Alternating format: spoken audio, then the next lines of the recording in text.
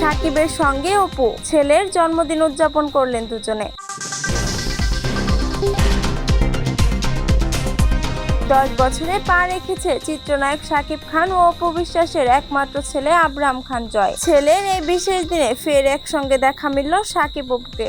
রোববার তাদের পারিবারিক মুহূর্তের কিছু ছবি ও ভিডিও ভাইরাল হতেই ভক্তদের মাঝে আলোচনা। ফেসবুকে অপু শাকিবের ছেলে আব্রাহাম খান জয়ের আইডি থেকে কিছু ছবি শেয়ার করা হয়েছে, যেখানে দেখা মিলেছে অপু শাকিবের।